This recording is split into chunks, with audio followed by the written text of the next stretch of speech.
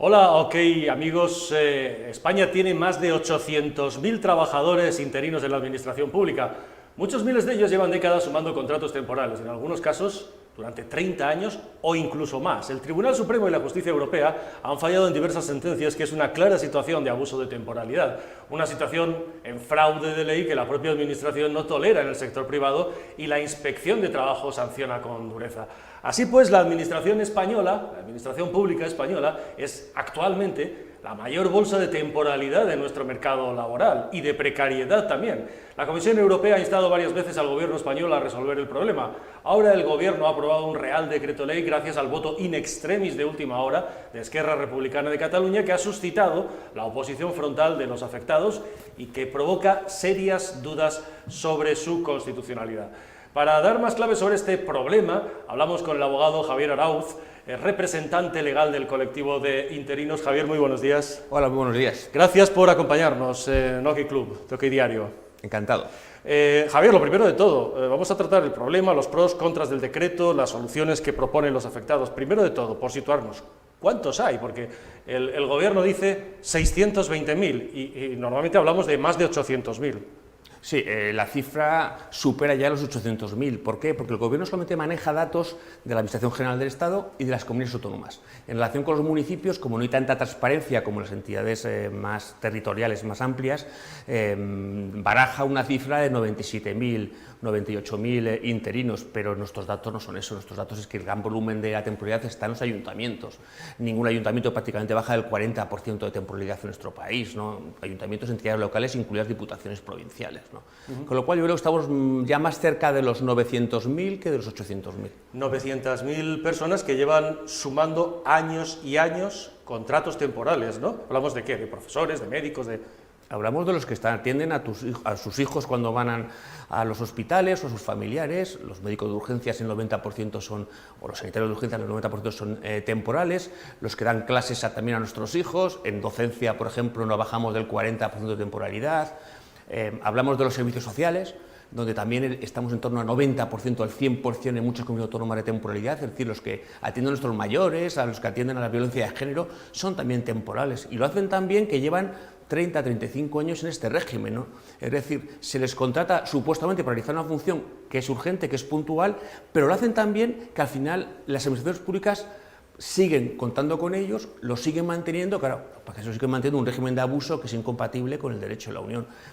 Vivir en precariedad en el empleo es muy grave, ¿no? Vivir en precariedad en el empleo significa precariedad personal, familiar, no pueden pedir una hipoteca porque no tienen empleo fijo, no pueden proyectar su vida para el futuro, es decir, es algo tremendamente Casi 900.000 además sometidos a la posibilidad de un despido libre, ¿no? Pues y gratuito. Hasta ahora, a un despido libre gratuito. En el siglo XXI hay un colectivo de personas, que son los interinos de este país, donde están sometidos a un despido libre gratuito hasta ahora, cosa que es inconcebible en el siglo XXI. Nos hemos pasado toda la vida luchando por los derechos de los trabajadores del sector privado, como usted ha dicho, imponiendo exigencias a las empresas privadas, y resulta que en el sector público, que tiene que dar ejemplo a las empresas privadas, abusamos de la temporalidad, los mantenemos en un sistema o en un régimen de despido libre gratuito, los tenemos coaccionados, con vulneración de derechos. Le voy a poner un ejemplo: hasta el 2001 ni siquiera tenían derecho a la excedencia para cuidado de hijos.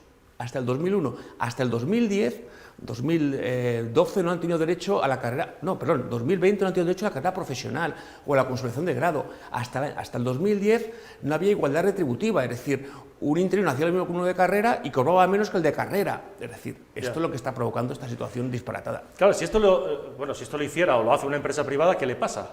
Estaría en la cárcel. Los directivos. La Inspección de Trabajo no actúa no va a inspeccionar a la administración.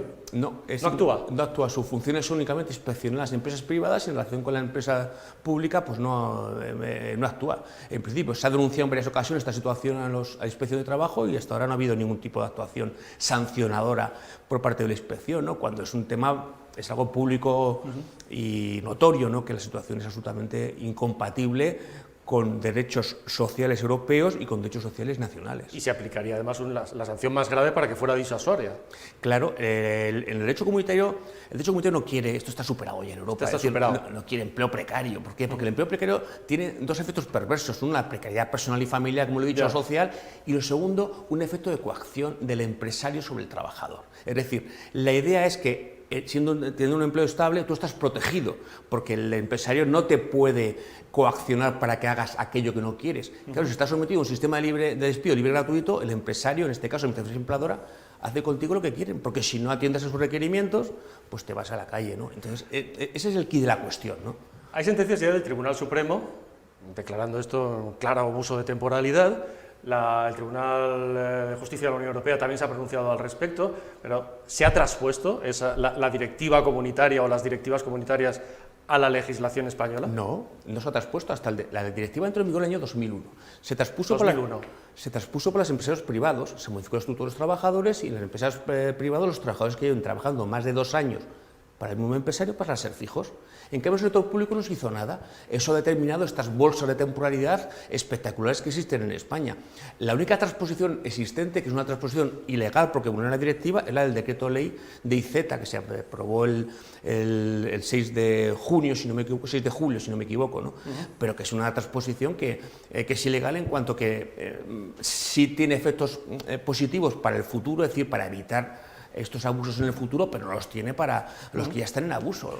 Vamos a ese decreto, al decreto de IZ, que por una parte, vamos a ir por partes para que la gente lo entienda, por una parte pretende regularizar en un periodo además muy laxo, ¿no? Hasta 2025 creo, a los que llevan 10 años o más. La pregunta es, ¿cómo hacerlo? ¿Por qué 10 y no 3, 4 o 6 años? No sé, pregunto si esa es la solución y a cuántas personas afecta esto. A ver, tenemos que comprender el problema en su esencia. La esencia del problema estriba en que Europa no quiere empleo precario y que lo que obliga es a sancionar a los empresarios que contratan en régimen de precariedad abusiva a trabajadores, sean privados, sean públicos. Y esa sanción tiene que ser disuasoria para evitar que ocurra en el futuro y compensatoria. Se trata de compensar a los trabajadores que han estado en este régimen de abuso, en la precariedad, ¿no? Claro, desde esa perspectiva, lo que hace el decreto de ley para el futuro está bien, es decir, vamos a partir de ahora a hacer las cosas bien, vamos a convocar oposiciones todos los años, vamos a sancionar a los que no convoquen oposiciones, pero ¿qué hacemos con los que ya están en abuso? Ese es el quid de la cuestión. Y ahí es donde el Real Decreto Ley de IZ es un disparate, en mi opinión, porque es que ni sanciona ni compensa, ni por tanto cumple la legalidad comunitaria, pero es que además la incumple de forma, no es que no la cumpla, es que la incumple de forma radical. ¿Por qué? Pues por varias razones. La primera, ¿cuál es? La primera es que aplica retroactivamente una disposición sancionadora cuando está prohibido en el derecho comunitario. No cabe aplicar sanciones a hechos acontecidos con anterioridad. Punto primero. Punto segundo. Claro, no se da cuenta que el abuso se produce respecto a las personas, no respecto de las plazas. Es decir, aquí hay un empresario, que en este caso es una administración empleadora, que es un infractor, que ha vulnerado la directiva comunitaria, y una víctima. Y resulta que en vez de compensar a la víctima, lo que está haciendo es decir que los que lleven en la plaza tanto tiempo podrán acceder al empleo público de una manera determinada. Pero no se trata de eso, se trata de compensar a la víctima, no de compensar a la plaza, de compensar a la persona. Siempre que uno delinque, siempre que uno inflige, actúa de forma contraria contra las personas, no contra las cosas, ¿no? El segundo error que comete, con eso deja fuera a un montón de interinos. Por ejemplo, habla de 3 años en la misma plaza, y los que van cambiando de plaza porque la administración le interesa, por ejemplo, están desprotegidos. Por ejemplo, los docentes. ¿Qué pasa con los docentes que cada año están trabajando en un centro docente diferente? ¿Están excluidos? No puede ser, al final es la víctima, que es la persona y no la plaza, ¿no? Tercer error que comete, fija la sanción en un proceso selectivo, es decir, dice, no, mire usted, estos señores tienen que pasar un proceso selectivo, pero es que ya lo han pasado, es que estos señores han pasado no 1 ni 2, sino 3, 4 y 10 procesos selectivos. Luego, ¿por qué vamos a examinarles de qué? Si ya han acreditado mérito y capacidad para desarrollar la función pública. Pero es que además resulta que el derecho comunitario no acepta que los procesos selectivos sean la medida sancionadora. ¿Por qué? Porque aquí no se deriva ningún efecto sancionador para la administración, ningún efecto compensatorio para la víctima. Al revés, puedes dar lugar a sancionar a la víctima si no aprueba ese proceso selectivo. Yeah. Ese proceso selectivo se podría haber aprobado si se hubiera convocado en su día, pero es que llevan 20 años sin convocar oposiciones en muchas cosas, en muchas ocasiones. ¿Cómo va usted, o yo mismo con mi edad, a aprobar una oposición? Usted tiene tiempo para... Usted tiene que llevar dinero a casa, tiene que trabajar para su familia. ¿Dónde saca usted el tiempo para estudiar una oposición? Si estas oposiciones se hubieran convocado hace 20 años, ya todos serían fijos. El problema es que van 20 años sin convocarlas y ahora pretenden hacerlo con unas edades y unos perfiles y con unas cargas familiares y laborales, claro, que es imposible. Porque hay un perfil, quiero decir, que tengo entendido que la inmensa o la mayoría o un porcentaje mayoritario son mujeres con responsabilidades familiares. Claro, ¿qué supone para una persona que lleva 30 años, que ahora se ve los 50 y tantos años, esto, la posibilidad de irse a la calle? Y además de irse a la calle en unas condiciones pues de 20 días, ¿no? Por año trabajado, máximo una anualidad, perdón. Sí, eso para empezar es ilegal, porque el derecho comunitario no admite límites en las indemnizaciones. Hay que compensar todos los daños producidos y no puede establecerse un límite a priorístico de 12 mensualidades o de 20 días. Eso para empezar, ya estamos en las siguientes ilegalidades. Pero en cualquier caso es que el 75%, tengo usted en cuenta, son mayores de 50 años y el 75% mujeres. El 75% mayores de 50 años y el 75% mujeres. Claro, con este perfil, ¿dónde hay mercado de trabajo para estas mujeres? Es decir, ¿dónde va una sociedad administrativa con esas edades a trabajar en una empresa privada? ¿Dónde va un peón, por ejemplo, con esas edades a trabajar en una empresa privada? No hay mercado para gente mayor, con lo cual ya no solamente es que estamos cometiendo una injusticia porque el sector público se ha mantenido gracias a los interinos hasta ahora, sino que además lo estamos condenando a una situación de paro, de miseria y de ruina económica, porque tendrán paro durante 2 años y después ¿qué? Y ese es el quid de la cuestión. Porque los méritos ya si les han ido renovando, será que méritos tienen para estar donde están. El que no ha servido, como todo temporal, se ha ido a la calle. Los que se han mantenido son gente que han prestado un servicio público de calidad y por eso se han mantenido 10, 15 o 20 años, como es normal, como ocurre en todas las empresas privadas con empleo temporal, ¿no? Cuando el empresario no está contento, echa al trabajador y punto. Aquí además con la ventaja de que se les echaba sin ni siquiera una indemnización ni una compensación. Insisto que hasta ahora estamos sometidos a un despido libre gratuito. Lo que se han quedado es que de verdad son modélicos como empleados públicos. En su opinión, por tanto, el decreto es una chapuza y genera más inseguridad jurídica de la que tienen actualmente estas 800.000 personas. Yo creo que el decreto es una chapuza y sobre todo lo que es una injusticia. Es decir, no puede ser que el mayor ERE de España lo haga las administraciones públicas y el gobierno de España. O sea, no puede ser que nos reguemos las vestiduras cuando Nissan, que tenía 2.000 trabajadores en Barcelona, dijo que se llevaba a la fábrica y salieron todos los políticos para defender, y eran 2.000 trabajadores, y ahora que esto afecta a 800.000, resulta que el propio gobierno es el que les está dando la puntilla con un decreto ley que es, como lo he dicho anteriormente, contra la directiva comunitaria, pero sobre todo que es tremendamente injusto en relación con la labor que han realizado estos empleados Claro, públicos. Es que la ministra lo vendió en la sesión del otro día en el Congreso, la ministra María Jesús Montero, como es la mayor oferta de empleo público de la historia reciente, y algún grupo parlamentario le dijo, no, oiga, no se equivoque, es el mayor ERE de la historia de España y además en el propio sector público. Claro, es que lo que es incomprensible que España esté más cerca de África que de Europa. ¿Por qué le digo esto? Porque hay otros países de nuestro entorno y nuestra mentalidad mediterránea, tipo Italia, tipo Grecia, tipo Portugal, donde esto se ha arreglado sin ningún problema. Se ha reconocido el error y lo que se ha publicado es una ley donde se hace fijos a los interinos que están en abuso, sin ningún problema. Esto se ha superado el problema y desde entonces ya las cosas se hacen bien. En España no, en España vamos al revés, vamos con procesos selectivos en vez de hacerlos fijos, que es lo que se merecen, y por otro lado esto lo que va a generar es más conflicto y más guerra por parte de estos interinos, porque ven peligrar el sustento de sus familias. Vale, en España no, dice, pero ¿por qué? ¿Porque el colectivo de funcionarios de carrera y los sindicatos son potentes y defienden esa posición? ¿O porque cuesta mucho dinero regularizarles? ¿O por qué no se ha solucionado esto en décadas y décadas y décadas? A ver, en décadas que iba aumentando el problema, claro. Sí, comienzo por el final. Lo más barato es regularizarlos. Es una resolución administrativa lo que cuesta un folio. Se regulariza y ya está. Esto el gobierno más barato. lo hace así y se acabó. Y obligado cumplimiento para todas las administraciones. Se ahorra las indemnizaciones y se hará el coste de los procesos selectivos. Con lo cual, y por otro lado, puede ya saber qué plazas son vacantes, están vacantes y cuáles puede sacar en procesos selectivos para que los ciudadanos puedan acceder al empleo público también, los opositores, ¿no? Hay plazas de sobra para todos, teniendo en cuenta que tenemos una plantilla de funcionarios envejecida. Tenemos aproximadamente unos 3,5 millones de funcionarios en España.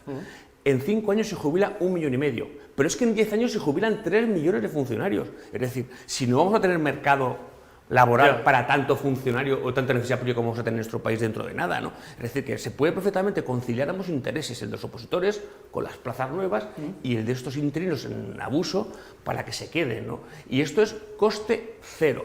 En cuanto a las oposiciones, pues mire usted, yo no puedo contestar por los demás, pero hay algunos sindicatos, y voy a señalar uno concretamente, Comisiones Obreras, que se opone a esto, lo cual es inconcebible, porque Comisiones Obreras es un sindicato que nació, como todos los sindicatos, para defender los derechos de los trabajadores, de los que son trabajadores, no de los que van a ser trabajadores. Y en esta posición, en vez de defender los derechos de los interinos, de los trabajadores interinos, está defendiendo otros intereses que no sé cuáles son, pero de luego no de los interinos. Porque esa presión de los sindicatos al final pesa mucho sobre los distintos gobiernos y sobre el gobierno. Los interinos, sus clientes, se quejan mucho, se sienten traicionados por los sindicatos tradicionales, UGT, comisiones, CESIF.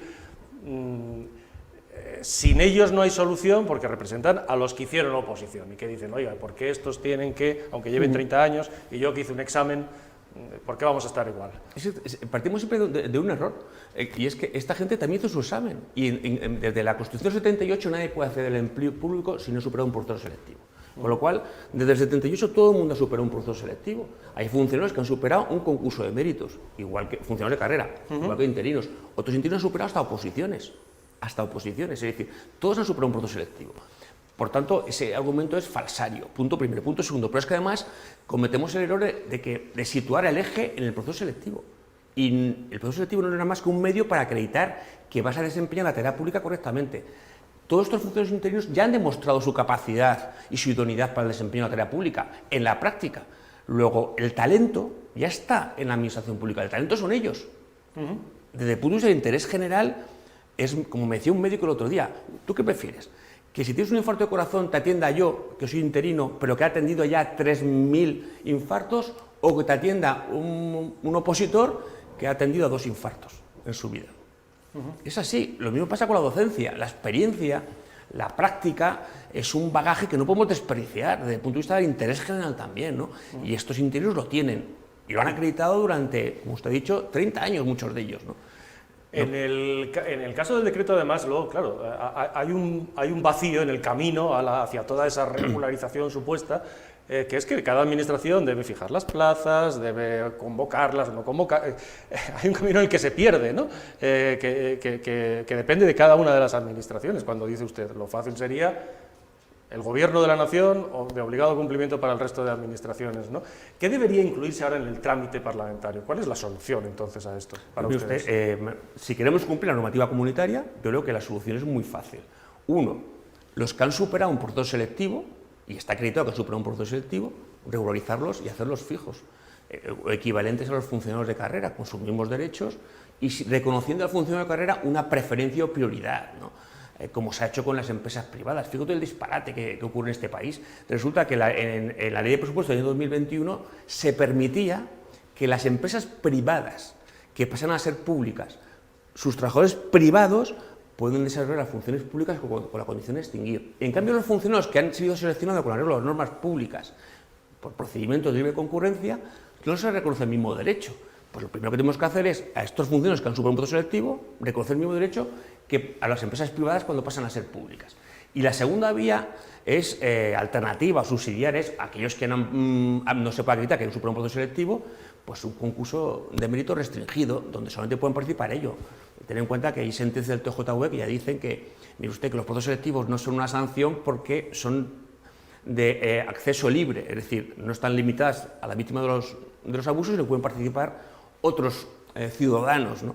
Y porque no garantizan la estabilidad en el empleo de estos empleados públicos. Pues cumplamos la sentencia y hagamos un proceso restringido para que estos funcionarios acrediten ese mérito que dicen que les falta después de 30 años de servicios continuados, cosa que es muy discutible que les falte. Y como abogado, ¿recomienda a los interinos que lo lleven a la justicia, a demandar a la administración? Se encuentran a veces con el problema que efectivamente esa no transposición, ¿no?, de la directiva comunitaria sobre esto, que lo deja bien claro, a la legislación española, genera problemas en los tribunales, están atrapados por todos lados, entonces. Sí, aquí el problema que tenemos es que, una vez más, es Europa la que nos enseña cómo proteger a nuestros ciudadanos, que me parece absolutamente lamentable que tengan que ser los de fuera los que nos digan cómo proteger a nuestros ciudadanos. Y Europa lo está diciendo, no quiere empleo precario, quiere soluciones de estabilidad para este tipo de personal, es decir, lo que tenemos que hacer es cumplir la normativa comunitaria, como pasó con las cláusulas suelo, con las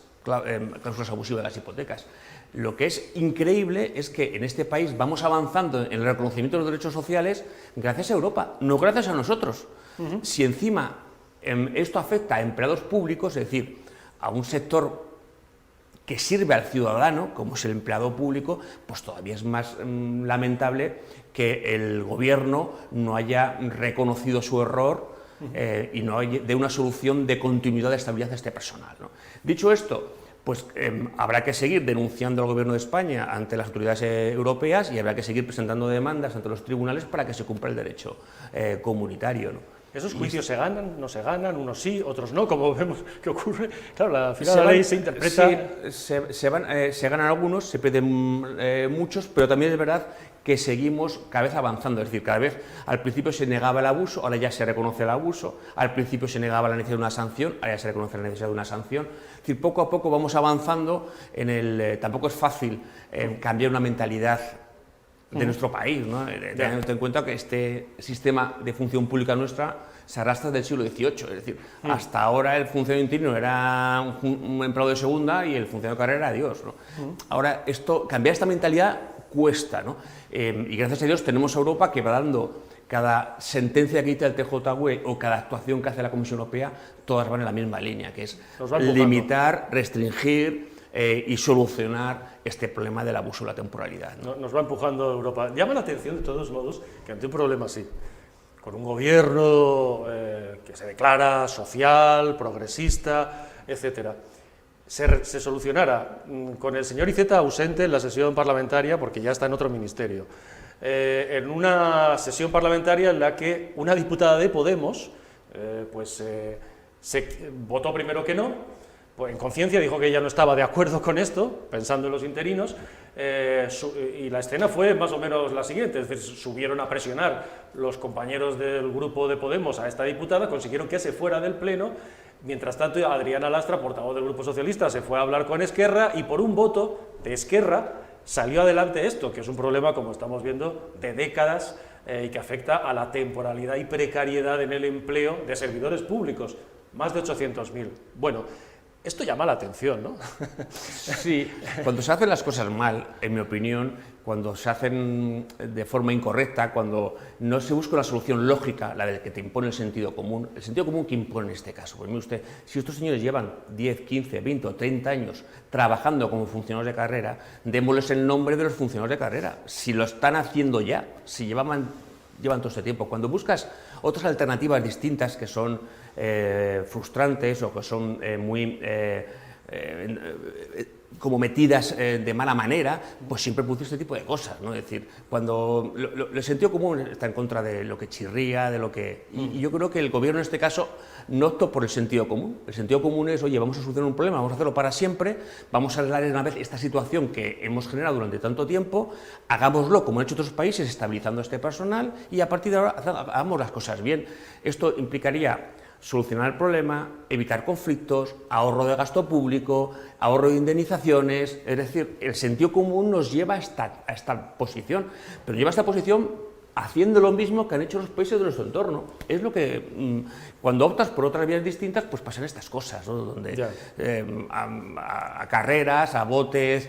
Forzando a una diputada para que se vaya del pleno y pueda salir por un voto. Claro. Usted, no es una cuestión política, porque usted, en definitiva, es su representante legal, es abogado, pero está en contacto con ellos. Ellos temen que al final esto se resuelva también, pues como se resuelve últimamente todo, ¿no? Hablando solamente con unos, en este caso, por ejemplo, con Esquerra. Evidentemente, en esa negociación política para sacar esto adelante por un voto, algo debió ocurrir. ¿Teme el colectivo que siendo un problema nacional se resuelva por interés del gobierno? Esa derrota parlamentaria hubiera sido muy llamativa y tenía que evitarla el gobierno como fuera, y más en un caso como este. ¿Temen ellos que esto vaya en la línea de lo arreglamos con unos y luego ya veremos qué hacemos con los demás?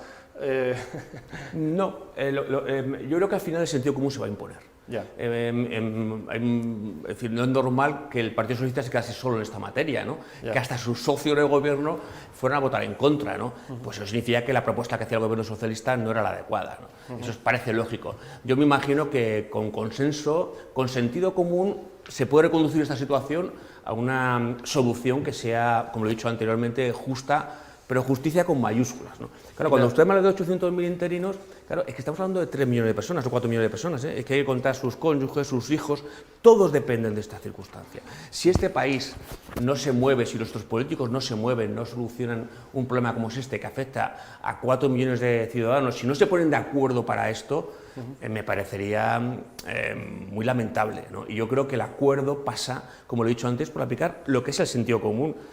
Establecemos este personal, solucionemos un problema cuya culpa no es de nadie, es simplemente ha sucedido de esta manera durante muchos años y hagámoslo pues como nos está enseñando Europa, ¿no? Estabilicemos este personal en la forma que sea oportuna, con la condición de extinguir y paralelamente evitemos que esto vuelva a suceder en el futuro.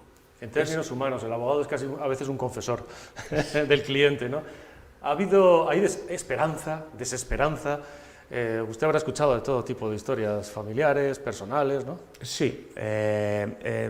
Uno, al final, el abogado al final, como yo digo, no tiene clientes, tiene amigos, ¿no? Porque al final participas de sus problemas, ¿no? Y claro, es que aquí hay funcionarios que llevan muchos años por vocación destinados al servicio público. Le voy a poner algunos ejemplos que me parecen curiosísimos, ¿no? Los médicos. Los médicos es un colectivo que a mí me llama mucho la atención porque yo una vez les comenté, ¿por qué no ves al sector privado si vais a cobrar más? Y me dijeron, no, es que yo quiero trabajar en el sector público. Es que mi vida es la seguridad social, es el ser más, es servicios de salud. Y no quiero ganar más, yo quiero atender a mis compatriotas, ¿no? Y es así como funcionan, es decir, tienen vocación de servicio público. Yo no quiero una indemnización, por muy millonaria que sea. Ellos lo que quieren es seguir prestando el trabajo que han estado desarrollando durante todos estos años. Y de esa perspectiva, pues insisto que yo espero que esto nos lleve a una solución justa. Es verdad que esto genera mucha tensión porque también están la supervivencia de sus familias, los ingresos necesarios para sobrevivir. En un contexto de pandemia, de crisis. Claro, imagínense, como lo he dicho anteriormente, es decir, 55 años, mujer, la pregunta que le hago, ¿hay mercado de trabajo para ese perfil? El perfil en España senior tiene dificultades. Y si es mujer, más todavía. Desgraciadamente, pese a estar en 2021, pues más todavía. A esta gente se le está desprotegiendo con este Real Decreto Ley. Se está desprotegiendo a personas que necesitan ayuda por razones de edad y por razones muchas veces también de sexo. Bueno, hay esperanza de todos modos. Seguro. Si no Europa, para este colectivo. Si no, Europa volverá a llamar la atención a España, como bien ha sido de las orejas de nuevo. Otra vez. Javier Arauz, muchísimas gracias por habernos acompañado, por habernos acercado a este problema que probablemente es desconocido, es complejo en la solución, o parece complejo, pero que por lo que nos explica sería bastante fácil, supondría un ahorro enorme para las arcas públicas y sería, en su opinión, de justicia, ¿no? Exactamente. Muy bien, Javier Arauz, muchísimas gracias por habernos acompañado. Un placer por invitarme. Y gracias a ustedes también, amigos de OK Club.